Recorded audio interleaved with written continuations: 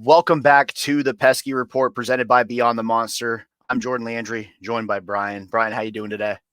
Great, Jordan. How are you? I'm doing all right. I'm going to try and push through. I feel like Kenley Jansen. I hurt my back today.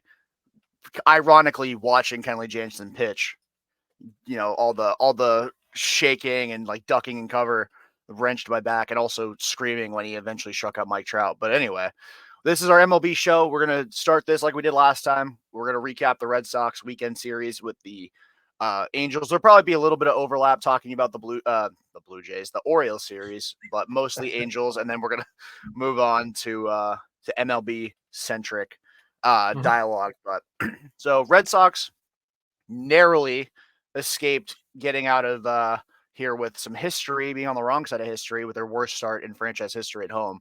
They ended up snatching yesterday's game and then ended up winning the series today. But we'll go probably game by game. First off, but any initial takeaways from this past series? I mean, I guess even maybe the last 5 or so games for you, Brian. I think Baltimore was kind of like the measuring stick. You're like, okay, they've done pretty well. Well, they were 7-3 before the series started, and you're like, all right, here we go. And I think the frustrating thing for me, I don't know how you felt, Jordan. You felt like a lot of those games were winnable, and then something happened, and every day it was like they can't possibly keep playing Hamilton and shortstop.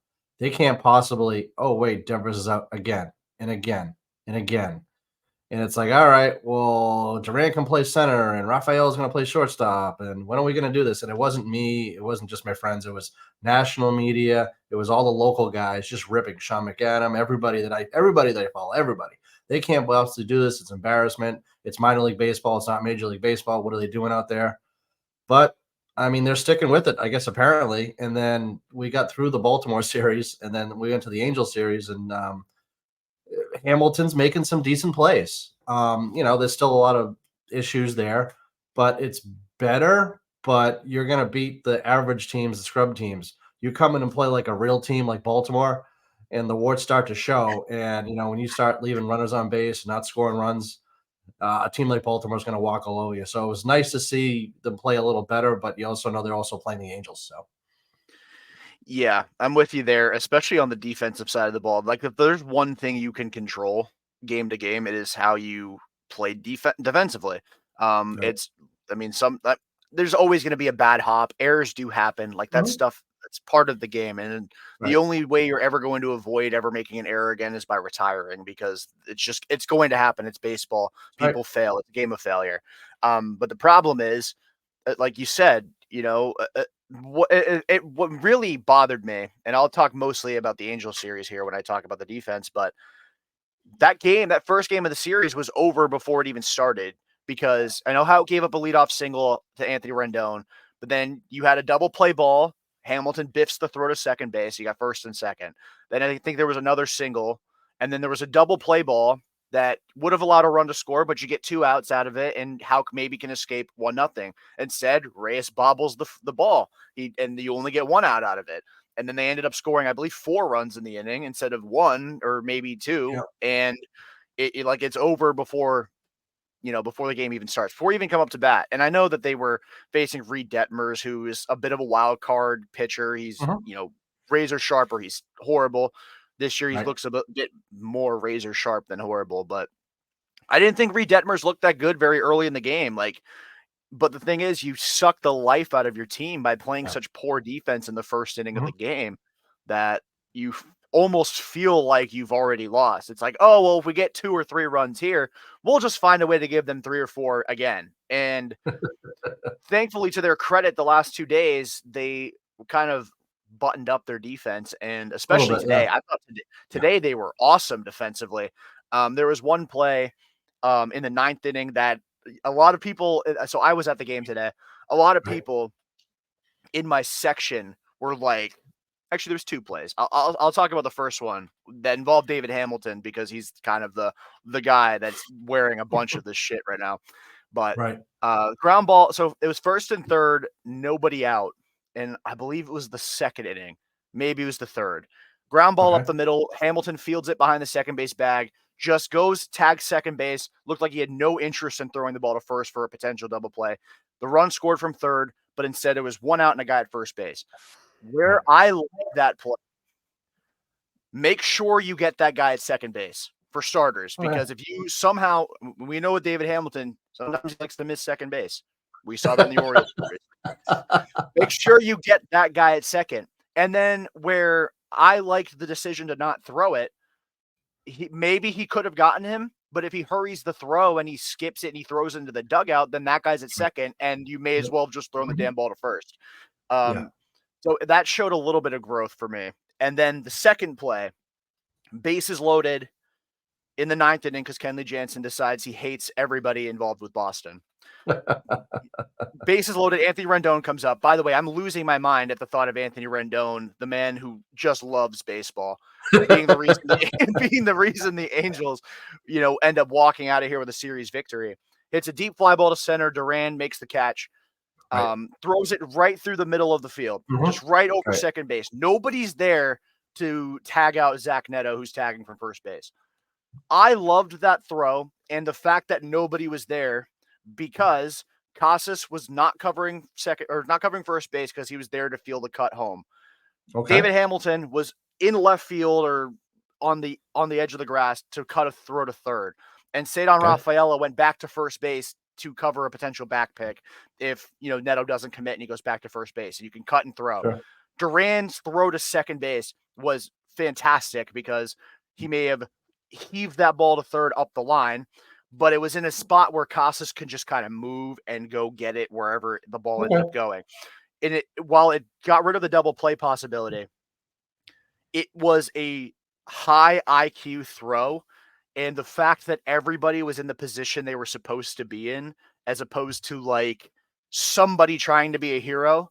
I don't want to name names because I don't know who would have been the guy. Probably David Hamilton.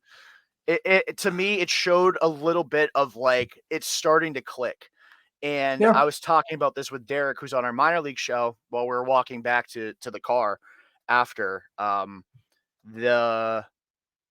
The game is so fast for these young guys, and like we're in the Boston market. We're not patient at all. And I'm guilty of this too. Like I like to preach patience, but I'm the biggest fucking hypocrite because I will make sure that I am not patient whenever somebody screws up. But somebody like David Hamilton, probably not defensively ready for the major leagues. That's not a hot take. Right. But the game is going to be fast for him. So it's going to speed up, especially when it's late and close. Mhm. So the fact that he was able to play a clean game today and a game that ended up late and close shows that maybe it's starting to slow down for him. Lou Merloni brought it up on the broadcast last night. These guys are young. They're inexperienced. Guys like Rafael are experiencing the same thing at the plate. The game is fast for them right now. Once it starts to Mhm. slow down, you'll start to see these little signs that they're just starting to get it. I don't think David Hamilton's a shortstop. I think they would be much better off with him at second and Right. Rafael at short and just play Duran with Abreu and O'Neill wherever you want to put them in the outfield. Mhm. But I do think it's starting to click a little bit for Hamilton. I don't think he's ever going to be a great shortstop. I don't think he's ever going to be a great infielder. But it's starting to click where those, like your brain has to be locked in to make this play. And that is what I care about more. Like like I said, there's going to be errors, but like Right. missing second base is inexcusable. But like Yeah. little, Yeah. like your brain working, that I'm okay with right now, especially early in the season. Okay, but as a fool's gold, are you like, oh wow, they're getting better? And then watch, then they win a couple games and they fuck up a bunch of plays, and then we're talking about like, is Rafaela going to play shortstop, or are they sold on center field? They're like, hey, screw it, fuck you guys, we don't care. We don't care how bad Hamilton is. We'll get some scrub. We'll find Iglesias. We'll pull him up out of where the hell he's sleeping right now. We'll throw somebody to short, but Rafael's going to play center field. We don't care. I mean, if they is what are they going to do? Well, they seem adamant about not playing Sadon at short because they again brought him in to play second when they pinch hit Abreu for Bobby Dahlbeck, who, by the way, should not go unnoticed, has an on base percentage now. He walked, he reached base. He has an on base percentage and an OPS above 0. Like, it feels douchey to take a shot at him, but it's gotten past the point of like, I don't think he's a major leaguer. So I detest the fact he's in the lineup to Yeah. this man needs to go somewhere else because I feel horrible for him and this market is not going to help. He can Right. feel the pressure. But yeah, he walked today, so good for him. He did not get a hit though, sadly. I thought I was going to witness his first hit in 100 years. Right. Um, but yeah, they're adamant about not playing Sadon at short. I don't know why. I would do it, but you know, Cora's gaslighting us into thinking David Hamilton's a good shortstop. Well, He's saying so it every day. I understand Hamilton like the fantasy because he's fast and he's speed and Duran and wow, oh my god, wow, he can run. Didn't he have like 70 stolen bases in Double A or something crazy, some bizarre side? Okay, but realistically speaking, is there nobody else in Worcester, some journeyman who's going to play better? Like is Sogard? Who else is shortstop in the system that we can just plug there? We don't care if they hit, and then you don't have to worry about your most important position defensively on the field fucking up every fucking night. It was Romy Gonzalez, and then And he he's hurt hurt. himself Well, right yeah, away. yeah, of course. So yeah, because that's a cursed position. Ah, man. But right now it's probably Sogard, but I still think at that point you call him up, he's playing second, and then you Okay. put either Rafael at short or whatever. They're not going to do that, but that's probably the next guy up would be Sogard. Yeah, Um, but in theory, I think barring an injury, they'll probably just ride it out. Hope guys just sure. magically get better as we go on. I mean, Yeah, Grissom will be slated to return. I think he has to be back by the beginning of May, or he has to go on the 60-day IL. okay. So, uh, can they survive 2 more weeks with David Hamilton at shortstop?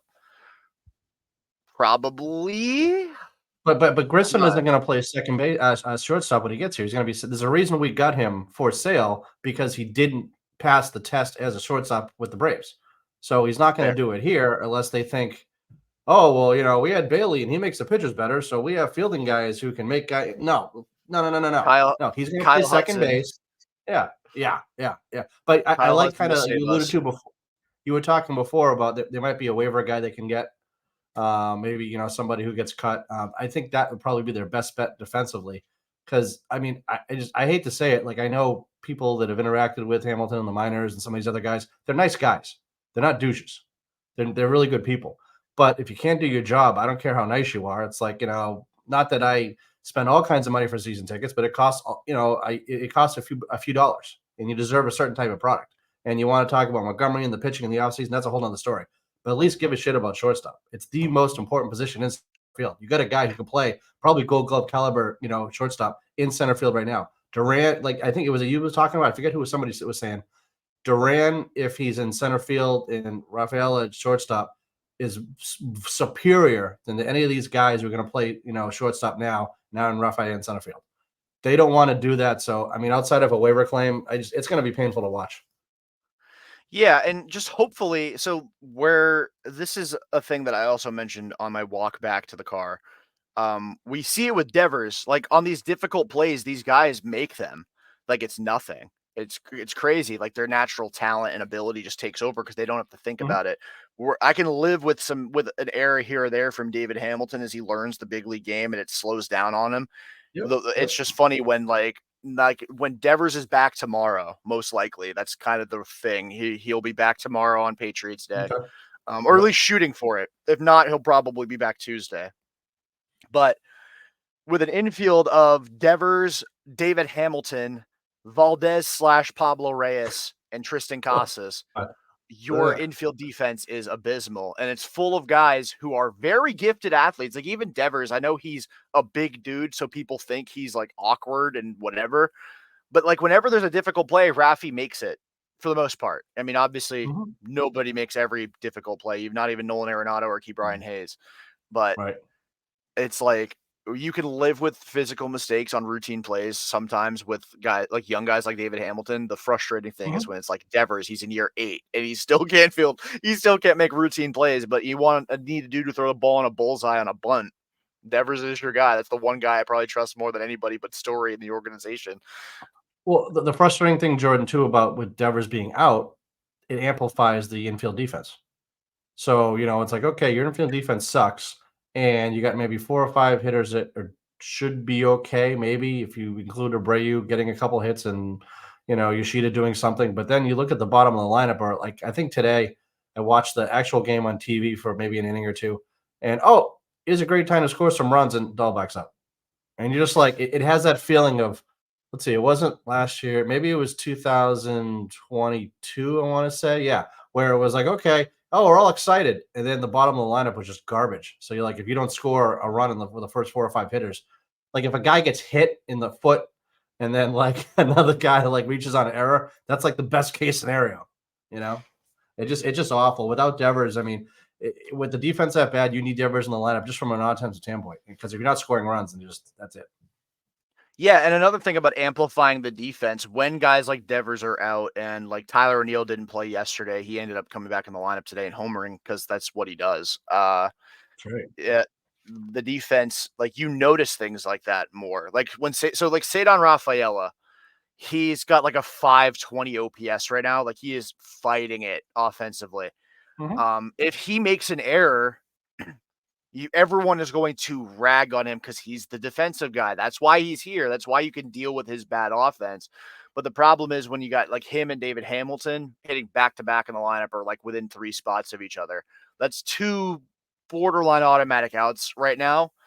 And when your defense is bad and your lineup isn't hitting and you have those 2 guys in the lineup, Mhm. every That's mistake right. they make gets magnified. So like this is when they Red Sox had Jackie Bradley Jr. like before 2020 because that team was just an absolute disaster. Like they had JD Mhm. Martinez, Mookie Betts, Devers, Bogarts, David Ortiz as Mhm. far back as 2016. Did I mention? I don't know if I mentioned Benintendi, but that was when he was good. Benintendi. So you had guys in the lineup that you had just those guys have to hit, and if they're not hitting, they're going to get the shit for not hitting. Yep. Um, so Jackie Bradley could survive being the 9 hitter in that lineup with a 450 OPS through July, and then the random 6 week stretch that magically made him almost league Right. average for the season. But Yeah, like then you he could would have live that with month it. where he's God, yeah.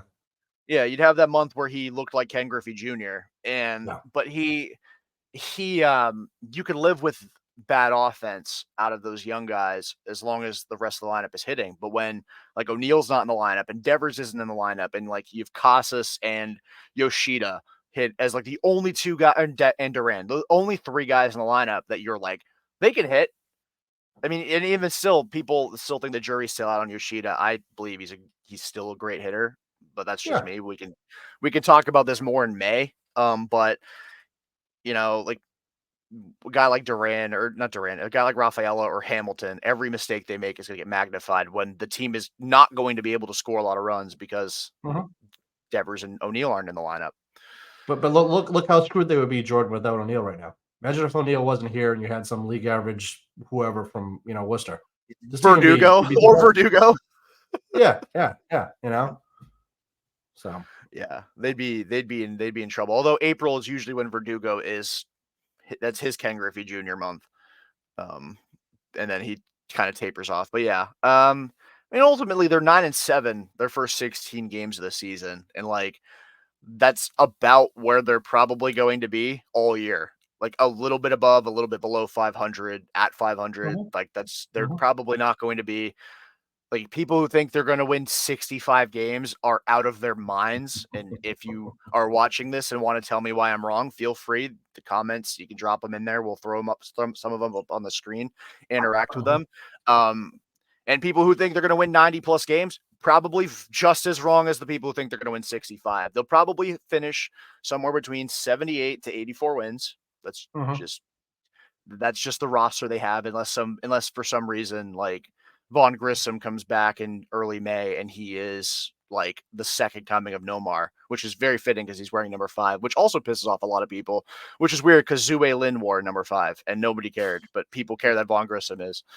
But it is what it is. They end up salvaging a Wh series win. Can live with it. what number is on the Leandry jersey? Are you 21 or what number are you? When On people my go, "Who's that jersey, guy?" Yeah. people go, Do you have the Red Sox uh, jersey with your name on the back and, like, number 9? no, I I my jersey, funnily enough, the day that I threw out the first pitch, Yeah. they actually gave me a custom jersey with 55 Yeah. on the back, which I thought Okay. was crazy because that was my number growing up. The fact they gave me a jersey with 55 is hilarious to me.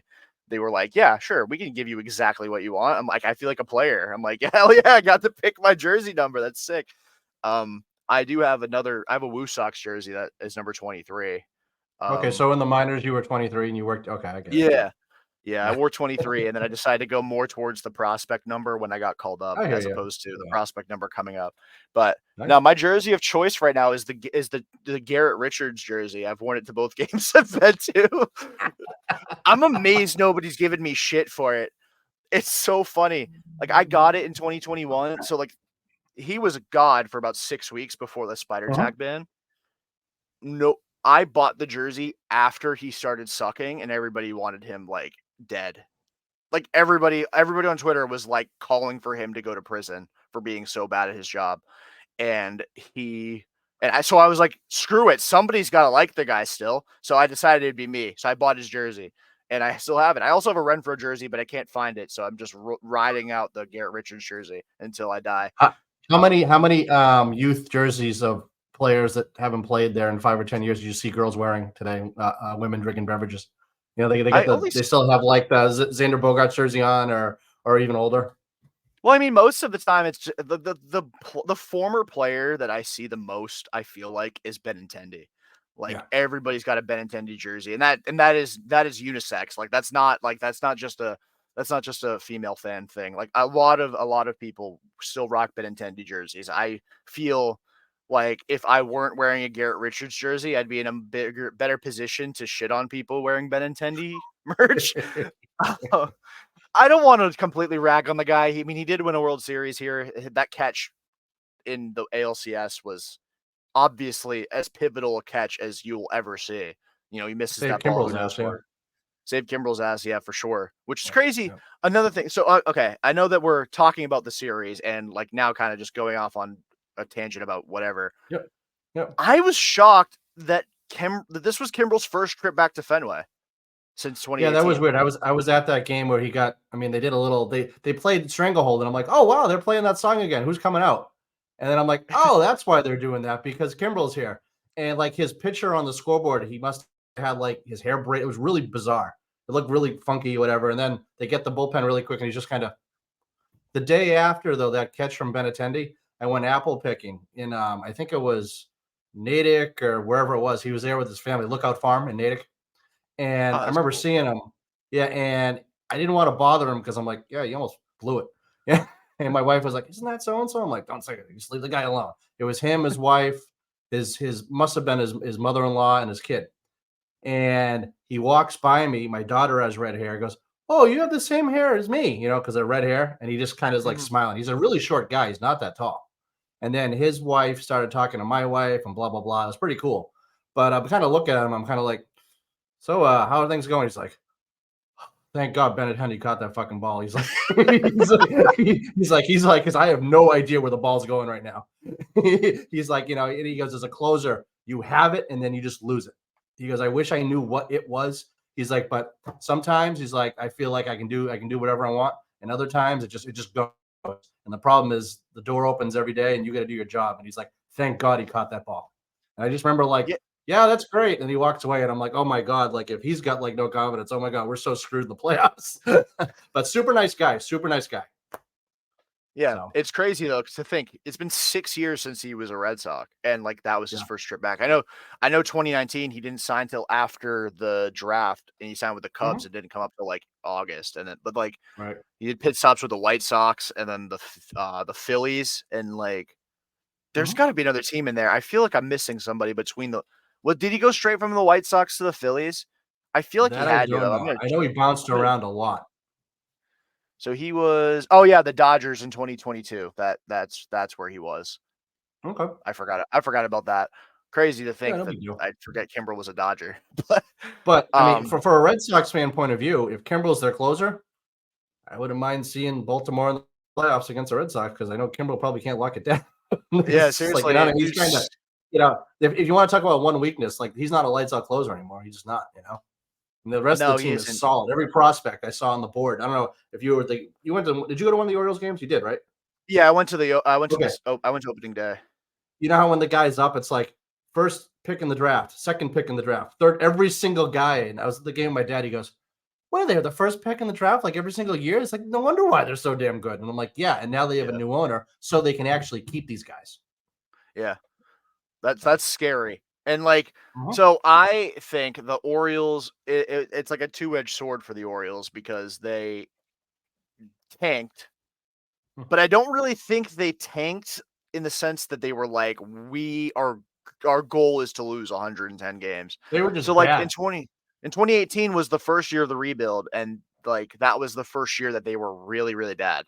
And Mhm. but they opened that year with Chris Davis on the roster. Mark Trumbo was still there. I think Adam Jones was still there. They had Zach Britton. They Mhm. had Manny Machado. They had all those guys still there. They just were. I think Jonathan Scope might have still been there too. They were just Yep. horrible. And then they traded everybody, which is what you do at the deadline. You trade your Mhm. guys so you could get prospects back. And then 2019, they were just flat out terrible. Like, I don't think they had any intention of competing, but I don't think they were like seeking 110 losses. I just think they No. just had a very talentless roster. Not a lot of guys that were ready for, like, it was almost like a we'll see what we have with all of these guys. Cause I remember like Renato Nunez hit like 35 home runs. Like they had some decent players. Trey Mancini really broke out at that point in time as well, who was also there in 2018, by the way. He was Mhm. pretty good for a few years. Um, and then 2020, the Red Sox were the team tanking. The Orioles didn't even finish in last place. And then in 2021, the Orioles started to ascend as some of these young guys started to come up. I don't remember how many games they lost in 2021, but I think it's like, yeah, they ended up being an absolute trash can for like 4 or 5 years. How many games Mhm. did they lose in 2021? Oh 102. no, That sound right? they lost 110 games in 2021. I am completely misremembering Yeah. that. Let me see who was even on that roster. Okay, maybe they did tank. Never mind. That team is so that team is so bad. I mean, Mountcastle came up that year. I think he's really good. Austin Hayes was an all star. Wasn't Yastrzemski on one of those teams? I think because I remember seeing him No, throw. I don't No, think so. No, he because was he with the was on the Giants. Orioles. He was He a was on the Orioles Orioles. prospect. He never made the Orioles. majors with the Orioles. No, I don't think so. But Oh, yeah, okay. I thought he did for Mountcastle some came reason. up that year. Mountcastle's rookie year was 2021. Santander, who's still there and really good. Cedric Mhm. Mullins was really good. They had Mancini. They had Austin Hayes, who was an all-star last year. So I mean, maybe they didn't tank. They really did in the pitching department. I mean, John Means is fine, but like everybody else that started a game for them that year was terrible. I mean, they brought back Matt Harvey, Jorge Lopez before they put him in the bullpen. Maybe I don't know. I don't think they really tanked as opposed to like they just happened to also be fucking horrible. Like the A's are Mhm. tanking. Right. Although we'll get into them in a little bit when we talk more Okay. MLB wide stuff. Sure. Anything else about the Red Sox before we move into the MLB at large? I just think attendance is. I was curious because like I went to the game after opening day and I was like, okay, I wonder how bad this is going to be. And like my barometer is how busy the yard house is. On like the weekend, you can't get in there typically, and I went on a Wednesday, and I'm like, "Where's the crowd?" You know, what's and there was nobody there. There was no buses out. It was during the week, but I forget exactly what the attendance was the day after. But that's kind of like a good barometer of like, oh, but everybody goes opening day, and then it's like, what happens after that? I think the attendance is going to be a big thing, um, and then I don't know, Jordan, if you want to talk about any of the Lucchino stuff, how certain people weren't at uh, the funeral and some people were. I know that it was really funny because it's 180 degrees of separation, but so you know Janet Marie Smith, right? Where she helped build the park. She did a lot of stuff at Fenway. Yeah. She was there, and they were talking about Larry. And then what was really strange is Henry wasn't there. They said he was sick, and they said that Tom Warner was in England. But 48 hours before, they were both at Fenway. But so who's the delegate from the Red Sox ownership? Linda, Henry's wife, who's the one who took the job from Janet Marie Smith to do stuff around the park, and then she went to go work, I think, for the Dodgers with Dr. Charles. So it's just kind of weird how like that whole big. I was trying to follow it today, and I think a lot of people acknowledge what happened. That it was kind of bizarre they weren't there. And then I guess the backstory basically is that they blame Lucchino for Valentine, and then it's just things have been bitter ever since then. That was 2011. That's a long time. So Yeah, you'd like to think that grown men would be able to settle differences when one of them dies. yeah. Like I know a lot. I know Larry Lucchino towards the end of his time with the Red Sox started to kind of fall out of favor within the fan base. A lot of it was because of Bobby Valentine. They really, I mean, Larry Lucchino was a driving force in him becoming the Red Sox manager. So it definitely that definitely soured on people. But I mean, my experience with Larry is a little different because as a Jimmy Fund patient, like Mhm, that obviously being the Red Sox #1 charity, my experience with Larry, it's funny. Like one of the first times I ever met him was in 2005. They did like Rally Monday before the playoffs against the White Sox, mhm. and like I'm talking to Larry Lucchino, and just like out of nowhere, I was like, "Yo, can you get me a water?" Like I just like bark an order at the Red Sox chairman. I'm Smooth. like, "Hey, yo," I'm like, "Yo, get me a water." I don't even think I asked nicely. I'm like, "Yo, get me a water." Me as a 5-year-old, like, "Hey, very rich man, go get me a water." He did get me a water though. Good guy. But no, Was this before or after you had a cameo in Fever Pitch? Were you a movie star at that that was point or no? it was after. Yeah, it was Okay, after. so you were like in So 14 maybe minutes of the 50-minute of fame. You were like right on yeah. the part where you went, okay, all right. I'm like I don't have much time left with being like cute enough to continue being trot out here. So get Right. me a water while I can still order you to do so. No, but Larry's always been great to me. I saw him back in September, I want to say. Yeah, it was September. I saw him at Polar and then again at Fenway because they did like a whole thing for him. Mhm, I don't remember if John Henry was there for that. I know Sam Kennedy was. I don't remember if John Henry and Tom Werner were a part of that ceremony. mhm. I'd have to look back on it. I know Dr. Charles was, and again Sam Kennedy was, and like Alex Cora and everybody. Um, and then for some reason I also was, but yeah. Um, it was heartbreaking when finding out that he'd passed. He did not. I will say he did not look like he was in great health when I saw him in September. I remember talking to some people and being like, "It's crazy. You see it. Like 2 or 3 years ago, he looked strong as an ox, and Right. then like it Yep. looked like in those 3 years he'd aged 15. Mhm, So it's really sad, and like my heart goes out to the Lucchino family, and people close to him. This is a very difficult time for all of Red Sox Nation and Woo Sox Nation, and even the Orioles too, because he was a big part of Camden right. Yards and the Huge. construction there. Yep. But yeah, if John Henry was truly sick, who knows? Because they've been lying to us for years. But if he was truly sick, I get it. Tom Werner being in England, that's inexcusable. Like, I mean, come on, man. You couldn't put your business, you couldn't delay your business meeting by a day. You couldn't reschedule to attend this man's funeral. Like, he is a huge part of everything that your ownership group has been a part of. Whether, like, I know that Liverpool is more probably John Henry than anybody, but Mhm, Larry's like Fenway Sports Group, you won 3 World Series with him as part of the organization out of your 4. You really couldn't have been like appreciative of what he had done to the point where like you're just skipping his funeral. Like I'm sorry, I don't think there is an excuse unless Warner had like an ill family member in England, which I right. don't think is true. No, Um, no. More details have to come out about that, but like as it stands right now, if John Henry is sick, totally get it. I mean, his wife was there, so I would like to think if he wasn't sick, he would Yeah. have been. But Tom Werner not being there, that is inexcusable and flat out disrespectful. And after an off season of Tom Werner putting his foot in his own mouth and being an asshole about the full Mm, throttle thing, yeah. redeem yourself by skipping this man's funeral. Like Mm, that is douchey and disrespectful. And mhm, the respect that if any Red Sox fan still had a shred of respect for that ownership group, and again, I don't want to like completely rag on them because they have done so much for this organization. yeah, It should be gone now. That is inexcusable. You cannot skip that man's funeral. I don't care if you hated him. I don't care if you grew to hate him. Bury your differences and go attend this man's funeral because he was part of something special with all of you. mhm, yeah. Yeah, I My always rant is thought over. Lucchino was the balls. He was the one who's like Henry's like, "I don't know, should I do this?" And Warner's like, "I don't know." And Lucchino was the guy who like, do it, get it done, get it done, get it done." And I think that like in this offseason, especially, you're seeing that voice isn't there anymore. And Theo's involved now, but I think it was too little too late, but whatever. But there's no guy who's like saying who's breaking chairs, who's yelling at people. It's there's no passionate fans involved with the ownership right now. It's business people, and that's what we're seeing. And you need a guy like Lucchino in a group who might be irrational, might say, "Hey, bring in Valentine," whatever. You're not going to hit on every single thing either. You're going to make mistakes. I mean, Rick Pitino joined the Celtics. I mean, things happen. Things go wrong.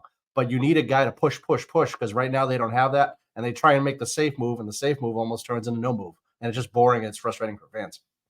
Yeah, and like maybe it's a bad analogy because the Patriots are still in tailspin looking for their next quarterback, but it almost felt like going to Bobby Valentine was like going from Tom Brady to Cam Newton. Hmm. Like it was like, okay, maybe it works. Oh, it didn't. Honestly, not shocked, but like it could have. Yeah. But we'll move on. And like again, maybe it's not the greatest analogy because the Patriots then added another guy, and then that guy Mhm. sucked. But regardless, but regardless, that's kind of how it felt. And like you said, like this organization lacks the chutzpah, Yeah. the fortitude to make these bold decisions. Like the bold decisions that they make now is like detracting from the roster, like trading Mookie Betts. That's a bold decision. It's not a good one, but it's bold. Everyone Yeah. could have told you it was not a good decision. Not bringing back Xander Bogaerts. So far, I honestly think that looks like a good decision, but that's a bold Right. choice to make. Like you went from, I know they were planning on it being Story last year. Then he had to have the elbow surgery. If you went from Xander Bogaerts to Kike Hernandez, like holy cow, like that.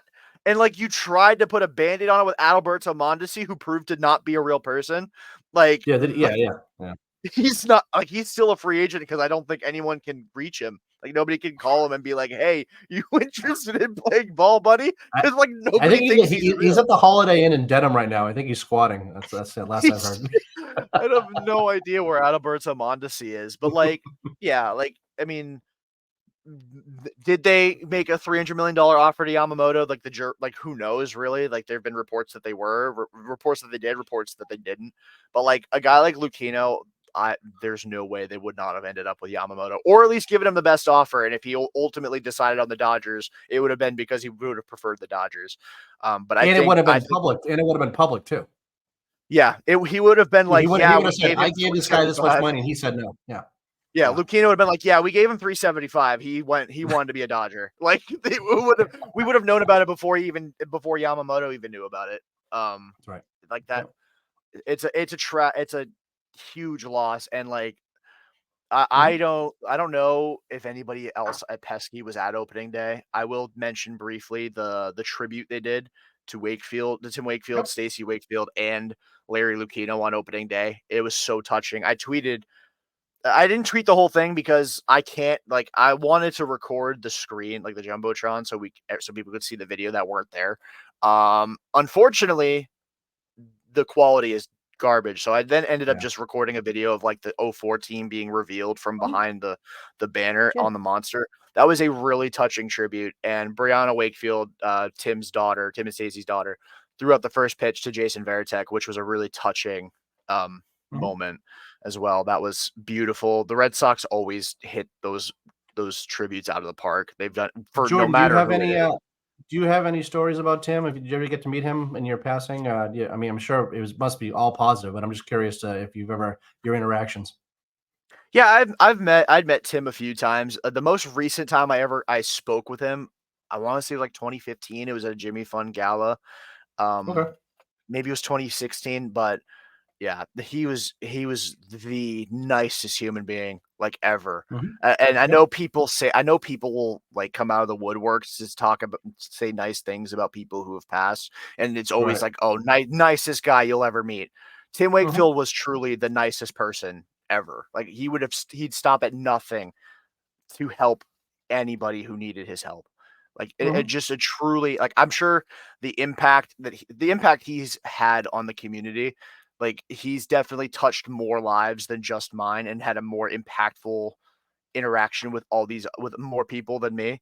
But Mhm. every single time I got a chance to speak to him, like and like his memory was exquisite. Like I hadn't seen him before that Jimmy Fun Gala in years, and he knew me by name. Like I mean, I like Oh, went up to him and shook his hand. I'm like, "Hey Tim, how you doing?" He's like, "Jordan, nice to see you, dude. How you been?" Um, but he the world was a much better place, 6 to 7 months ago before he yeah. passed, and I cannot imagine the pain that family is going through, having to Yeah, deal with that's crazy. Yeah. Tim's death and then Stacy's 5 months later. Just absolutely tragic. It's been a really sad 6 months for Red Sox Mhm. fans, like anybody in the community. Even if you're not a Red Sox fan and you just were, a Jimmy Fund patient, Mhm. he was always there on days off, always made sure to take the time to talk to kids. It feels so weird that he's not here. Mhm. And like it's not like he was like a frequent like broadcast booth, even the pre and post. Like it's not like he was always a part of that, but knowing that he's not going to ever be part of that again is still Yeah, it's so sad. raw. And Yeah. I'm not somebody that cries very often. I was choked up several times Mhm. on opening day throughout Mhm. that tribute. It was Yeah. beautifully done. Sarah McKenna, hats off to you. You always hit those out of the ballpark, seriously. And everybody else Great. involved as well. Yeah, absolutely, yeah, yep. It it really like again, the one thing I do want to mention, which is maybe kind of takes away from it a little bit, though, we don't have to mention he who must not be named, a certain former pitcher that wasn't there. I was Yep. really weird to not see Mirabelli. I thought if there was anybody that would be there, it'd be Doug, but he wasn't. Huh. I don't know Yeah, that why. that is a little odd, yeah. I don't know if maybe he wasn't invited because apparently he who must not be named, that certain former Red Sox pitcher, got the information from Mirabelli. Yeah, Maybe but I mean, he didn't yeah, come because of out of like embarrassment because that that he was entrusted with that information and then he let it be known to somebody else who then made it public. I don't know what it was. Maybe there was some conflict. Maybe he wasn't feeling well. Whatever. yeah, But it was curious to not see Mirabelli there because there is like no Wakefield on the mound without Doug Mirabelli. And like especially when you're doing a tribute to the '04 team, you'd think Mirabelli would be a part of that as at least on behalf of Wakefield, even though he wasn't yeah, like the greatest player. that is strange, I didn't notice that, but, he wasn't there, and then was it Bellhorn wasn't there as well? Is that right? I don't think Bellhorn was there. Also learned that Pokey Reese's name is Calvin. Learned that. Oh, That was okay, interesting. Because I sure, saw Calvin trivia. Reese as yeah, Calvin Reese listed as one of the players there. I was like, Calvin Reese? Pokey? His name's Calvin?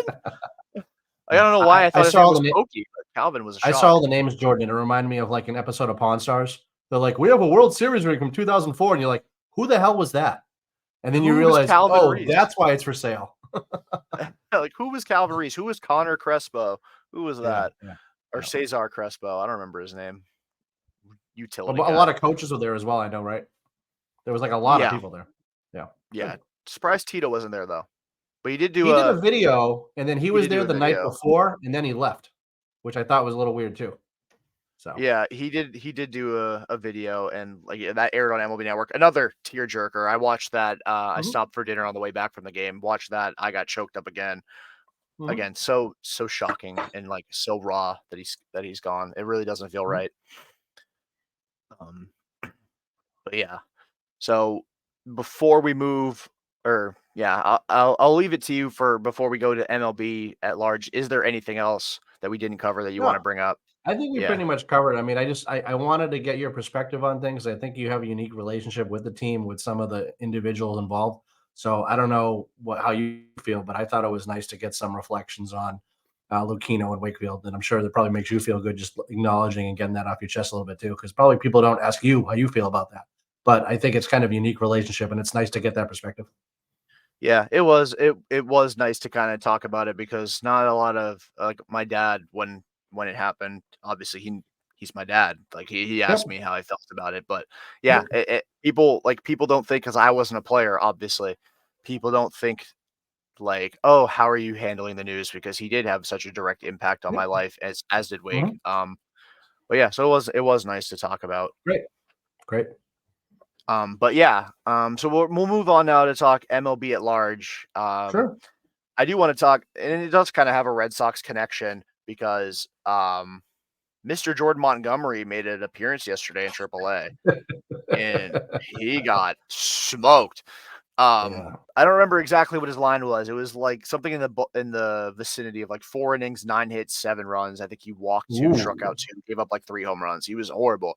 I'll find the exact line, but he was bad, This bad was Triple monster. A too, right? This was in AAA, yes. I Yeah. remember seeing Cade Marlowe homered off of him. I think that It's is a household the I name. want to say this. Yeah, I want to say that is the Mariners organization. Um, Okay. I'm trying to find it.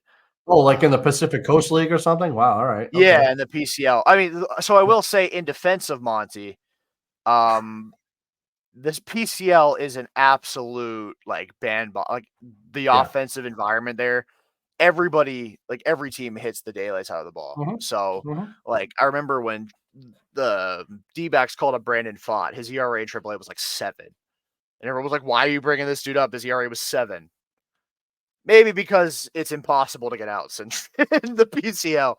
Um, but yeah, it was interesting to see. Like Monty, I feel like guys that are big leaguers, and again, I'm not saying Monty's suddenly washed up, but I feel like big leaguers tend to find a way to get outs. Like I mean, Kyle Barraclough had like a 2.5 ERA last year in AAA. Uh, we saw his MLB experience last year in Yeah, it was an Boston, but he was experience. it was definitely an experience. It was definitely one of the runs of all time, that I've ever seen.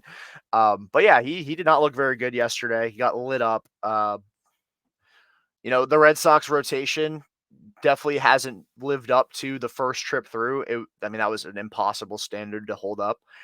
But I still largely think they've been pretty good, save for Bayo's start in Oakland, Houck's start the other night against the Angels, Mhm. and let me think who started the. MB Bayo was good in the opener. Yeah, it was really the The guy bullpen they those just called last up 2 though from nights. Worcester did good, yeah. Yeah, he did alright. Yeah, Criswell looked good, and Monty looked really, really bad, again, in the PCL. So, I mean, I'm sure he'll be fine, and he'll end up being good for the D-backs, but W it was way it too early to say though, Jordan. What did they sign him for? What was his deal? What was the was contract? like Do you remember? 1 year, 25 mil with, like, a vesting option or a club option or whatever for there was an Okay, option for 2025. way too early to say. Is a good thing not spending the 25 on him so far? I mean, yeah, it's mid-April. We'll see. We'll Hey, you see. I gloat mean, when you can, you're like, "Oh, that would've been a waste of money." it got to a point where it no longer made sense to sign him. Yeah. Like Mhm. I wouldn't have given him 25 mil for 1 year at the point that the D-backs did because like at that point you're giving a guy 25 million. You're giving a guy 25 million to impact you in like mid-May onward. Like he's not going to be in the majors for a bit. But He speaking did of fire guys, he did fire Boris though, right? As well too, he didn't he? did. He did. Yeah. So for that, maybe he was worth 25 million because he's the first big name to can Scott Boris's ass for the train wreck that was his agency in the offseason this year. Scott Boris is a great agent. He tends to get the most for his guys, but oh my lord, did he misjudge the market this Mhm. offseason? And Monty, I feel bad for the guy. I mean, dude was just the number one pitcher on a World Series winner, and he didn't sign till like 5 minutes before opening day. That's Right. that's a sham, and I don't Mhm. think that's just teams not wanting to spend money on the guy. Um, Right. but a guy who did get signed to a multi-year deal, um, that was another guy kind of on the Red Sox radar, at least from a fan base standpoint, kind of on our periphery. Blake Snell, got smoked by by the Rays today. So we're this is a yeah, we're talking about the MLB at large, but we are still Red Sox fans. So again, like Brian said, we gloat while you can. The Rays lit that man up, beat him like he stole something today. Gave up 7 runs, I think, in 4 innings. I want to say he was not Ooh. good. His ERA. Hold on, sorry, I have Pablo Reyes' stats on my screen. I don't know why. I wanted to pull up Blake Okay. Snell, and I had Pablo Reyes because apparently that man's always on my mind. He's only made 2 starts this year. The first one he went 3, allowed 3 runs in those 3 innings. Struck out how many? Struck out 5 in those 3 innings. He was a Blake Snell start. Today, 4 innings. He gave up 6 hits, 7 runs, walked 2, fanned 4. So his ERA, granted, 2 starts, only been 7 innings, 12.86. That would be the just for those checking. That would be the worst in the Red Sox rotation. Um, just so we're clear, would be the worst in the Red Sox rotation, worse than Cooper Criswell. Right. By the way, Cooper Criswell has a better ERA than Yoshinobu Yamamoto as well. Just want to make that Wow. clear. But I Yeah. did check out Yankees Twitter. They said, "Well, this is why we didn't sign Snow. We knew it wasn't going to work. We knew, So Yankees Twitter is already confident that it was that not signing Snow was the move. Even though I know when Cole went on the DL, it was like we got to get him. We got to get him. New York Post. All the papers were lighting up. Oh yeah, he's going to New York. He's going to New York. Now, of course, after today, they're like, no, no, no. See, we knew what we were doing. We you don't want Snow. Yeah, I do wanna correct myself. Cooper Criswell and Yamamoto actually have the same ERA. I lied a Okay. moment ago. That is on me. I will wear that.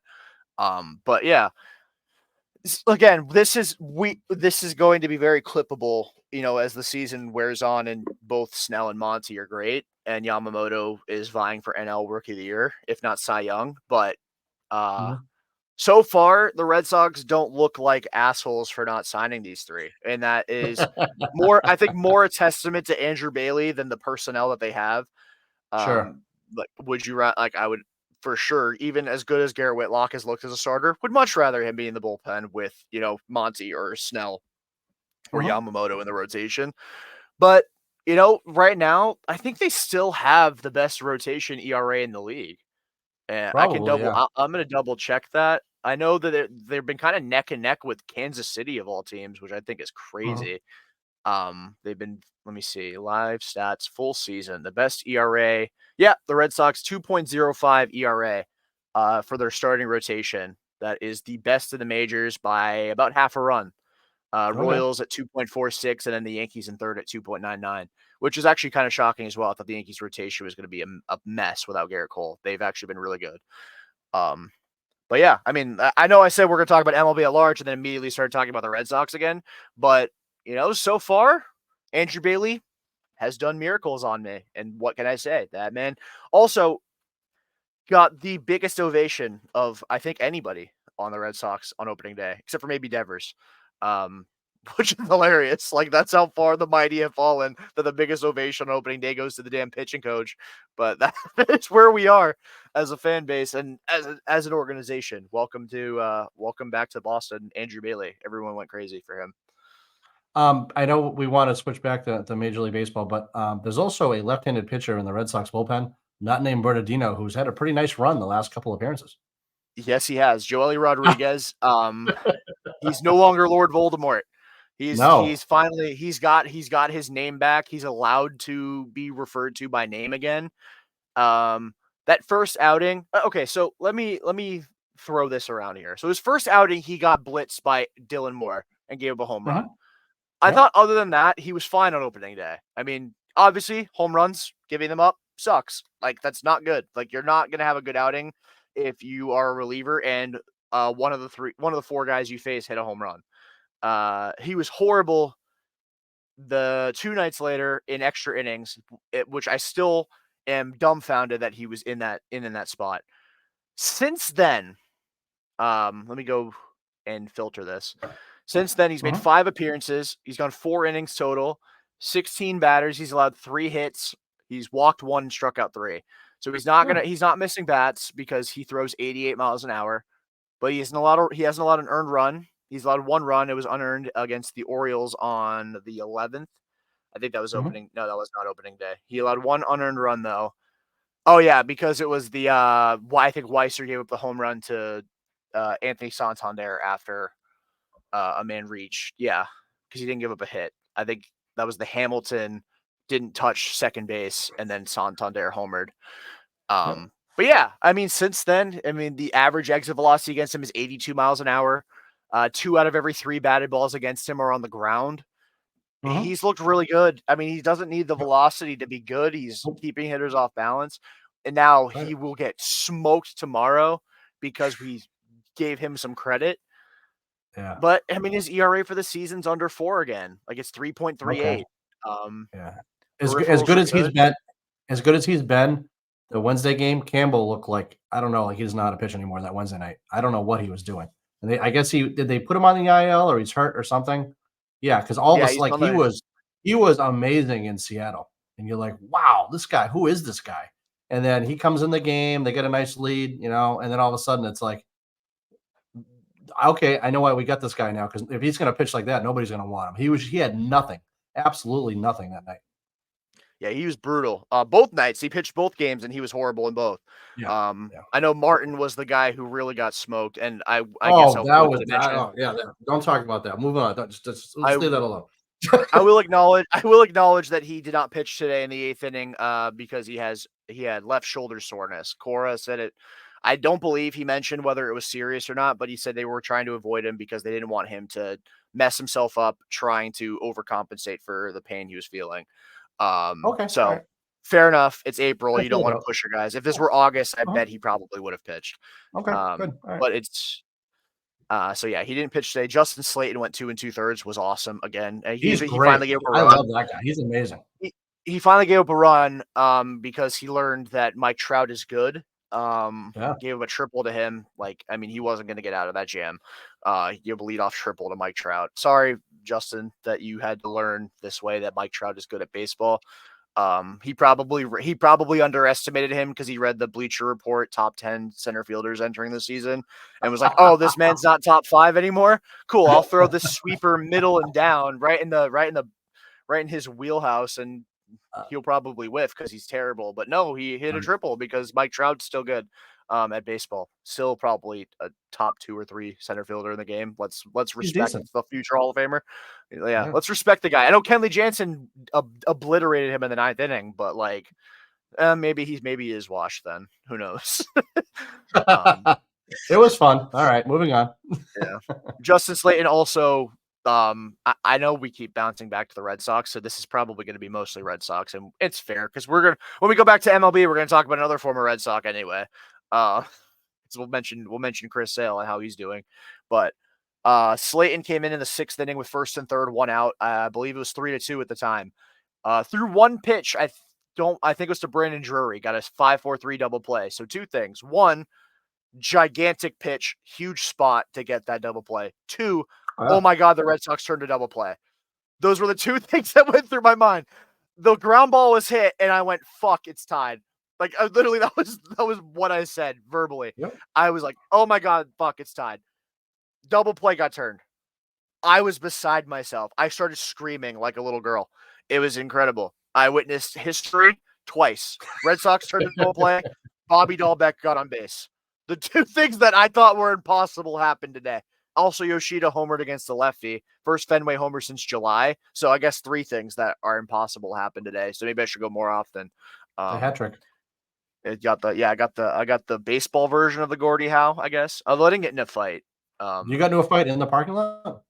No, I did not get into a fight. Although I would have if Kenley didn't strike out Mike Trout. I would have probably stormed the field and given him a piece of my mind. I was literally throughout that ninth inning, I was like trying to prepare my monologue for when we got on today about how I was going to attack Kenley Jansen because that man, it was something to the extent of you did all of that bitching all off season about how not competitive this team was going to be, about how you felt lied to, how dramatic you were being. And like again, in fairness, he was well within his right to say that. We all felt it. For if he had blown today, he would have been directly correlated to 2 losses the Red Sox have had out of what would have been 8 at that point. You were the closer of the team, 16 games in. You sleeping funny, forced them to use Joely Rodriguez in extra innings against the Mariners. And then you not being good almost cost them today. But he buckled down, struck out Trout because Trout's washed. I know I said a minute ago he was great. He's washed up. He is fake. He is a loser. This is why he has 6 home runs and 8 runs batted in, because when you put a guy in scoring position, he chokes, apparently. And that's why the Angels never make the playoffs. It is entirely Mike Trout's fault. Now I feel like the Milwaukee Brewers talking to Corbin Burns when they were in the arbitration hearing. I'm like, it's all your fault they missed the playoffs. He, But he yeah, he did strike out in the WBC, as well. He's not clutch. yeah, yeah, not That was his clutch. moment to Clutch shine, team. and he just couldn't. Yeah, he couldn't do it. Boston has progressed past the need for a player like Mike Trout. I'm sorry, we don't like these fake stats. We got rid of another known postseason choker in Mookie Betts. So, um, I can't believe I said that unironically. Still miss you, Mookie. Please demand a trade and come back to Boston. I love you and miss you How about with how all my about the heart. other scrub that is leading the league in hitting right now, Justin Turner? Yeah, Like, why Justin can't we Turner. get players like that, right? I mean, he'd solve a few problems, but Yeah, especially with Devers out, because he would have been able to play third instead of Bobby Dahlbeck, who, to his credit, has actually been kind of a calming influence at third base because he fields the ball, but because he you said makes that, I plays. didn't. But yeah, JT has been missed early, especially because the Mhm, team as a whole has not hit very well. They've started to kind of bust out of their shell lately. In this Angel series, other than the opener, I thought they had very good at bats against Grayson Rodriguez, who's a tough guy to hit against. They're not going to light him up very often now that he's the major league team. I think the bats have woken up a little bit. Casas especially has been awesome lately. In April, he's got yeah, a batting average of like 350. He's reaching basically like a 40% clip, and he's got 4 home runs this month.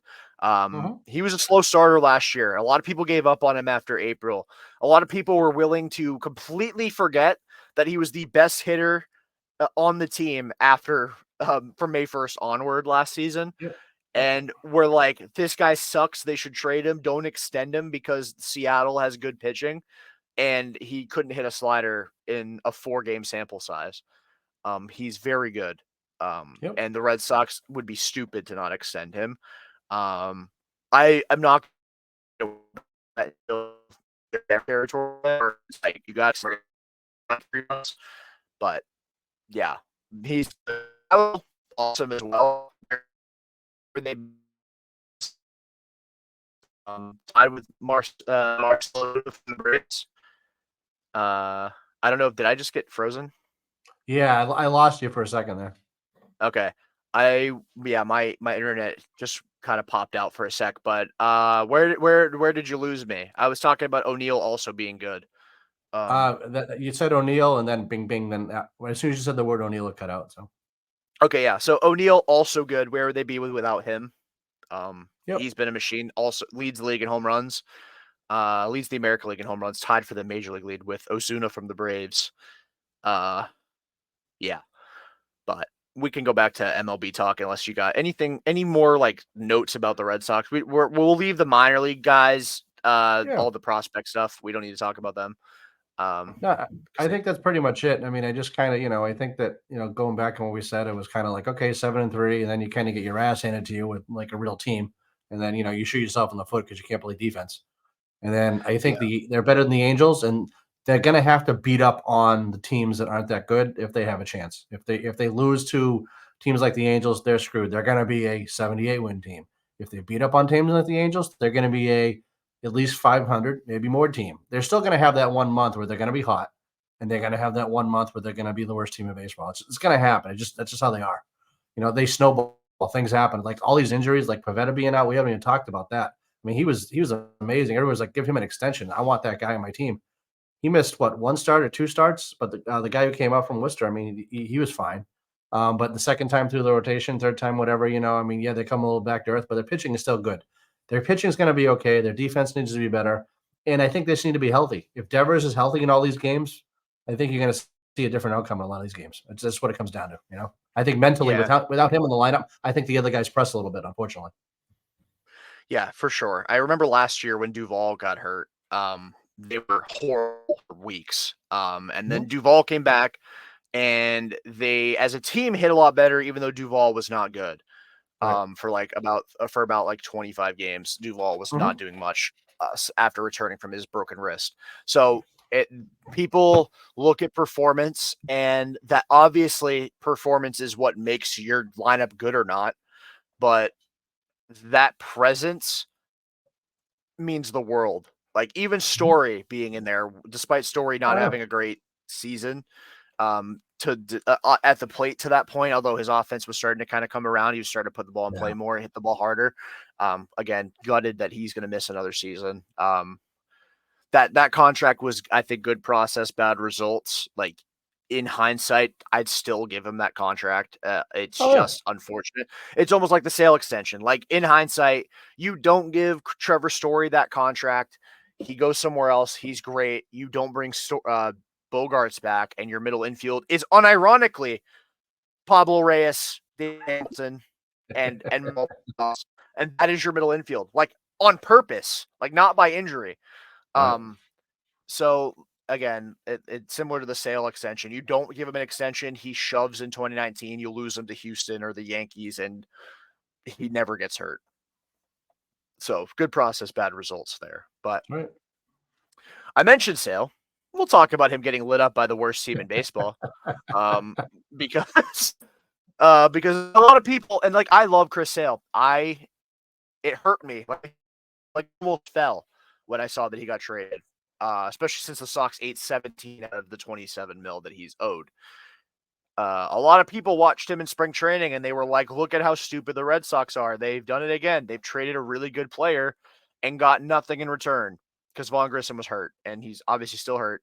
But Chris Sale just got smoked by the Marlins yesterday. I think he went, what, 7? He did go 7 innings through 100 pitches, but he did give up 5 runs to the worst team in the majors, or maybe the second worst now that they beat. By the way, they beat Chris Sale. So, right? They won. Did Marlins he won go that game. 7 Yeah. innings though? I believe so. I Wow. believe he did. I thought I saw somebody say that he ended up going 7 or throwing 100 pitches. I'll double check that. Yeah, I think he went. Oh, he went 7. Oh wow! All He right. went 7, struck out 7, walked 3, gave up a home run, 6 hits, 5 earned. Um, yeah, I mean Chris Sale is good. And they miss him, but reminder, the Red Sox have the best rotation ERA in baseball, and Chris Sale just lost to the worst team in the league. So again, not many opportunities to gloat when it comes to Red Sox pitching over the past few years. Let's take a victory lap here. What do you think of the extension though that they gave Sale? Isn't that like completely clown shoes crazy? I honestly, like, I floated the idea out there at the beginning of the offseason that I would not hate buying out Chris Sale's vesting option year of 2025 and adding another year and giving him like the extension he got basically from the Braves, but as if it were 24, 25, 26. I think he signed through 27. Yeah. I could be wrong though, but I would have rather extended Sale than give Giolito a contract. I still Oh feel yeah. firmly about Okay. that. I felt that at the time as well. I would have much rather extended Sale and not sign Giolito. Though if you don't trade Sale, your second baseman is unironically Edmanuel Valdez, and I think Valdez is going to be a good major league hitter. Hasn't been so far, but defensively that's a mess. Vaughn Grissom is more athletic, so I think Yeah. he'll project pretty well at second, and he's a good hitter. So, and they need Do do righties you as well. do you think that so Story's on the team for quite a while? Does he slide to second base, or and then Grissom becomes a utility player? I mean, I know we're a ways out, but I mean, everybody says Mayer's going to be a shortstop. So where does Story go? He's got to go to second, right? Yeah, I would say probably Story moves to second, which will be good for him because it's a less Oh yeah. physically demanding position. Right. Um, I think Meyer is definitely going to be their shortstop. Devers will still, I think he's still at third until Story's contract's up, or until Yoshida's contract's up, I should say. Then he Okay. might shift to DH. Vaughn Grissom, in all seriousness, as much as I love him, could very well be a guy who plays here for a year, is great, and then you use him as basically as a prospect next year to trade for a Yeah. guy like Luzardo or because the Marlins are going to be looking for middle infield help again because again they're stupid and they don't know how to actually field a major league roster. I still can't believe they gave Tim Anderson a contract and got rid of John Birdie, who, by the way, is better than Tim Anderson and making less money than him. The Marlins are dumb, and um, they proved that by firing Kim Eng Right. as well. But yeah, it's definitely a that team is stupid. They'll definitely be in the market for another middle infielder, and you can trade Vaughn Grissom to them, or you keep him. I know people have talked about the possibility of Grissom moving to the left field or right field. Again, Tyler O'Neill is only a 1-year guy right now. I would extend Tyler O'Neill before his price tag gets too high. I Yeah, think he's a guy who he's a can help. classic Fenway right-handed hitter. He seems to, I mean, I don't know what to read into it, but I know in the offseason he does yoga now. I guess that's a new thing for him. He's always been jacked and lifts a lot, but he's always been not had the flexibility. And Yeah. if you've ever not that I've done yoga often, but you get flexible in a hurry if you do yoga, let me tell you. So and Yeah. that might be just what he needed to prolong, to so he doesn't have these stupid freak injuries. I know he did miss a little time. Was in the Seattle series, I think. Didn't he miss some time? And I know recently they've been kind of resting him because they're afraid that, I don't know if it's not going to be, you know, oh, what's his name there? The 2.0 with the who was the guy last year, the right-handed hitter there, who got hurt, center field Dunn. What was his name? I Duval. mentioned him earlier. Duvall. You know how Duval. Duvall was on fire and then got hurt. But hopefully, if Tyler can stay healthy, he's got a great swing for Fenway, and you can play him in left field and right field and think you don't think anything of it. Yeah, I definitely think Tyler O'Neill is somebody like I will say this first and foremost. I was not crazy about trading for him. I think everything that everything that we've seen about Tyler O'Neill isn't shocking. Like he's a guy who when he's hot will hit a million home runs over the span of 10, 15 games. He already got 7. Like I said, he's tied for the major league lead. The book on him in St. Louis was very similar to the book on Verdugo. Doesn't hustle, kind of a clubhouse, problem. These were things that followed him from St. Louis. The plus side, and similar to Verdugo going to the Yankees, contract year. Right. He has to buy in because he's playing for his next contract. I do think that he also needed a change of scenery. I feel like St. Louis was always kind of pushing him out the door because they have Donovan, they Right. have Mhm. Edmonds playing in the outfield now. They also have Dylan Carlson, Lars Nootbaar. Like they have enough outfielders. So I think Tyler O'Neill kind of fell out of favor and in turn became an asshole. But since coming to Boston, I mean, he seems like a different person, similar to Verdugo with the Yankees, except Tyler O'Neill is good. Um, Yeah. so So something I wanted uh, Jordan to ask you about Tyler O'Neill. Who's the first base coach of the Red Sox? Adam Fox. Is he really, really, really tall? Yes, he's very tall. Okay, because Tyler O'Neill got a hit or something, and my dad goes, "There's no way Tyler O'Neill is 5'11. There's no way," because he looked like Yoshida. It looked Yeah, like he Altuve and Judge. It was like, "There's no way." And I showed him a picture of him. He goes, "Well, his arms are huge, but the rest of him isn't." yeah. The Yeah, first Adam baseman must be Fox is a like tall six guy. six or 6'5". How tall is he? Yeah, He I must mean, be huge. He and Casas are about the same height, I think. So, Oh, really? Okay, all um, right. I think so. Yeah. So Adam Fox. I have always thought Adam Fox was tall, but Okay. like nobody really cares that the first base coach is tall. So like I didn't feel like ever bringing it up, but I've always thought that Fox was a freaking tree over there, which is fun. But yeah, Tyler O'Neill, definitely somebody I could see the Red Sox extending. I would again. I have come done a complete 180 on him. I thought Good. that he would be good. They would trade him. They get prospects back, and that would be it. And I would be totally cool with that. Now, like again, I don't want to fall prisoner to the moment. It's only been I think 14 Yep. games he's played in, but Sure. oh my god, that man has Mhm. really won me over. And the janitor throws are just chef's kiss. Absolutely love watching that man play the outfield. Yeah. Yeah, he's like Renfro on steroids, which is very fitting because he's jacked. So he definitely looks like Renfro on steroids, but that swing is tailor made for Fenway Park. You talk Mhm. about start coughing. All Uh, right then. sorry, I, No I problem. felt a cough You coming. choked up about Tyler O'Neill. I know you're getting emotional. And the other I stuff am you were getting like, yeah, whatever. emotional. But this is the sensitive stuff. I get it. The thought of Tyler O'Neill not being a Red Sox anymore made me very sad. It's only April, but I'm ready to cry if Tyler O'Neill's not here in I hear you. 2030. I feel the same way. But yeah, um, there was one thing MLB wide that I wanted to mention just because it's so bizarre to me. Are the Oakland A's like not horrible? Like they're 7-9. Yeah, well, I mean, you said Texas is what is 8-8 now. So, they were the ones that were going to kind of lead the division. And then I know in the Seattle series, when the Red Sox did so good, weren't we talking about, okay, well, how good is Seattle? We know they had good starting pitching, but maybe they can't hit the ball at all. Maybe that's the case now. And then what do you have left at that point? And then Houston, they've always kicked ass in the playoffs, but maybe maybe their time's up, who knows? A lot of those guys have been there for a while. They're still professional hitters, great players and all, but maybe things are just kind of normalizing in the West finally. Yeah, and to your point about the Mariners, only 2 teams in baseball have fewer runs scored than Seattle. Okay. One of them is Oakland, shockingly. Oakland does have fewer runs scored. Their run differential is better by 1. They're -22 versus the Mariners being -23. Okay. But unshockingly, the worst offense in the league from a runs scored standpoint, Chicago White Hmm. Sox, 34. 34 runs in 15 games. That's bizarre because that place, the ball flies out of there, and it's the underrated, most underrated park. If you go there in person, it's beautiful. On TV, it looks like shit. I get to It go there does all look the like a time dump. because, yeah, I have a friend of mine that lives in Chicago, and you can walk up as you're in line, buy the ticket on StubHub or whatever, and walk right in for $5, sit wherever you That's want, awesome.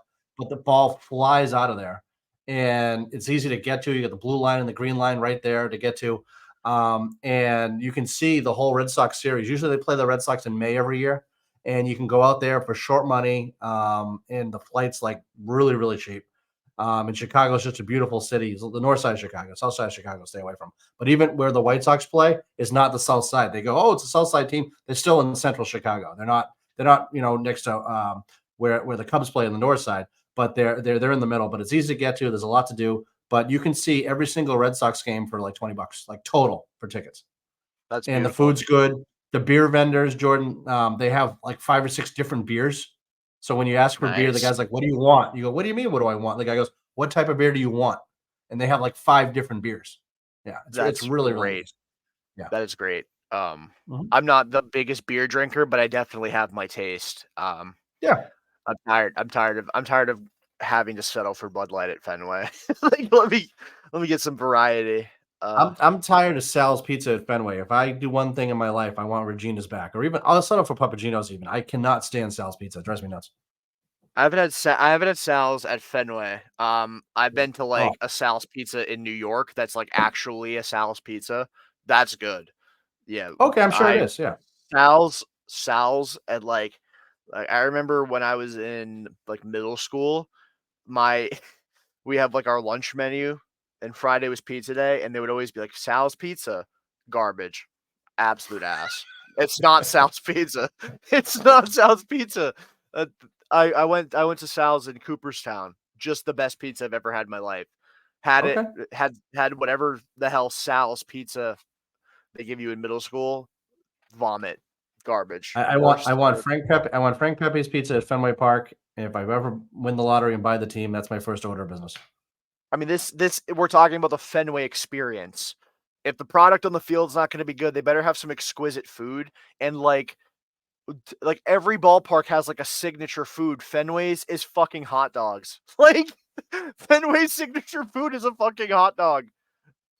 Like I don't care. Like a hot dog is like a staple at a ballpark, but like I feel like every single like even like they have a specialty hot dog, like the Dodger dog.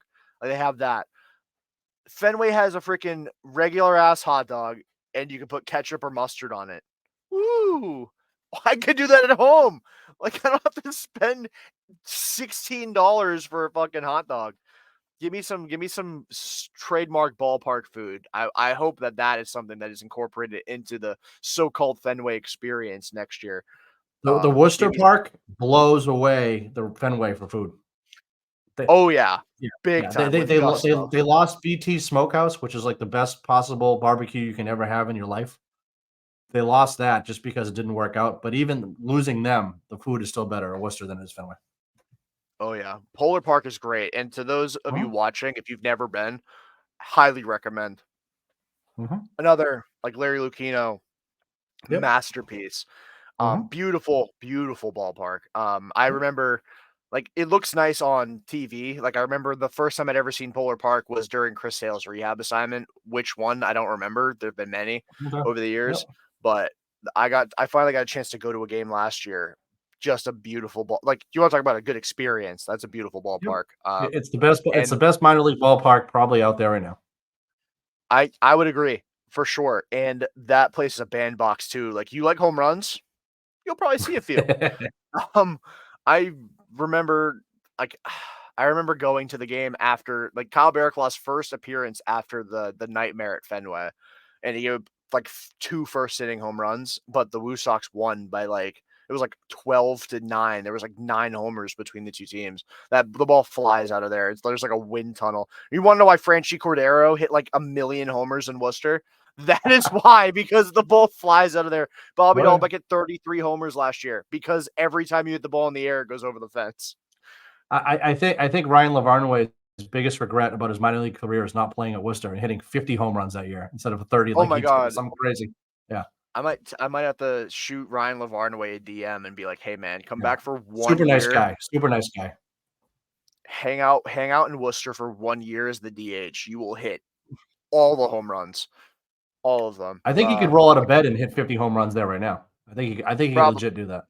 Yeah. probably. I feel like you if you gave me a BP, give me like a BP round, I could probably hit like 4 or 5 out. Like I'm Maybe. not kidding. The ball flies out of there. Like I am not a hitter. I was a pitcher only in high school. I feel like I could hit a ball out of that ballpark. Not to poo poo the guys that actually hit home runs, but you know what I mean. Anyway, anything else MLB wide that you want to talk about before we wrap things up? We're coming up on an hour and 25 minutes at this point. Not really. I mean, I think that like you said, it's still April. So let's not overreact on anything at all because if you're in first place on your fantasy team now, you probably won't be by the end of the season. So all those guys who are doing really well, you got your stars. I know they're you got guys that are washed up like Mike Trout, but in general, you got it's way too early to tell. The Red Sox pitching isn't this good. Guys like Oshida and some of these other guys will hit. At some point, some of these Red Sox guys will get healthy that we're missing now, and it's exciting to watch. I think if I had to ask you, Jordan, are you completely disappointed with how the team's going, or are you happy? I'm happy. I mean, they're above 500, and they're not in last place. They're entertaining per se. They have the mistakes they have are fixable. It's not like it's not like that we're a 100 loss team, and I think we're kind of right where we are. Maybe we're better than where we thought we would be. Yeah, I thought that West Coast swing to start the season was going to doom them from the start. Mhm. Similar to 2019. Like, and that team was stacked still. I know their bullpen had some questions, but the rotation was the same as the World Series team. Their lineup was about the same, if not the same. I can't remember off the top of my head. And they went 3-8 on the West Coast swing. Right. Seven Mhm. and three. Like I if they had come home 5-5, I would have been ecstatic. I thought they were gonna go Yep. like 4-6, probably Yep. lose 3 or 4 to Seattle. Take 2 of 3 against the A's because the A's are not good, even though they're seven and Mhm. nine. And Yep. then whatever happens, some weird shit always happens in Anaheim. They would have probably found a way to lose that series as well. But yeah, they went 7-3. They're 2-4 at home. That sucks. Yeah. Alex Cora preached all spring training about needing to take care of business at home. So far, they haven't done Mhm. that, but they were able. I mean, you get swept one series, you win another series, you're still going to be under 500 at home. It was nice for them to bounce back after losing the first 4 to win the last 2. We'll see what happens against Cleveland. I'll be there again Wednesday with my dad. So if you're there Wednesday, come by, say Yep. hello, you or the people watching. I'll be there on Wednesday night. Are you under the Hopefully. right field grandstand signing autographs, or are you gonna be actually just watching the game, or what's the Yeah, I mean, I know I'm a very, I'm in high demand every time I go to Fenway. Like people just flock to me. It's almost like I have to break a lot of hearts when I'm there and tell them, guys, I'm sorry, I'm here as a fan today. No, I'm kidding. I'm not full of myself. If anybody asks me for an autograph, I'm gonna ask them if they're sure that they have the right person because mental health just is important, you're right, yep. yeah, I'll be like, "Are you sure that you are asking me?" Yeah, no, I my 15 minutes of fame are long gone. Now I'm just a podcaster and a Red Sox Twitter shit poster. That's right. Which I love it. I love the life I have right now, ironically. But uh, but yeah, no, I'll be there Wednesday. Anybody there that wants to come say hi, I you know, my dad will be there too. You want to meet my father, it'll be more intimate than Woo. some of the relationships I've been in. So Ooh. you guys get to meet my parents. But yeah, no. So hopefully the Red Sox can win another series against Cleveland. What are they here for 4 or are they here for 3? I I think think it's it's a 4, isn't it? 4. I think it's a Yeah. 4. Tomorrow's Patriots Day. The Red Sox always lose on Patriots Day. It feels like now. Hopefully that trend is bucked tomorrow. Who's pitching? I think it's Cutter versus Tanner Bybee, I want to say. Am I right? I have no idea. I'm looking right now. I'm trying to figure out. So tomorrow we have Cutter versus Crawford versus Curry. Xavier Curry, that is who is pitching. Mhm. He has not pitched this season. Last year, Xavier Curry, 3-4, 41 appearances, 9 starts, 4.07 ERA. For those who don't know, he's BP in MLB The Show, so that means he's going to go 6 and allow 1 run tomorrow. Okay. Yeah, but yeah. Anyway, for thanks to those of you who tuned in to watch. Like, subscribe on Spotify, Apple Podcasts, wherever you get your podcasts. This will go up on our YouTube channel. Go ahead and subscribe to us. It's the Pesky Report. Follow us on Twitch at the Pesky Report as well. Let us know if you hate us, if you love us. Constructive criticism is always something we can work with. If you want to tell us that we should go to prison for our takes, go ahead. Whatever. We'll keep doing the show in prison but I will find a way to keep recording from jail. Remember, I hit a photographer in the nuts in 2017, so I obviously would get special privilege in jail. But yeah. Feel free to let us know. Follow us on Twitter at Pesky Report, Instagram, Facebook, etc. We're everywhere. Find a way to tell us we suck. Find a way to tell us we're great. Like I said, subscribe, comment, etc. Do all those things. This is the Pesky Report presented by Beyond the Monster. For Brian, I'm Jordan. We'll see you guys next time. Peace.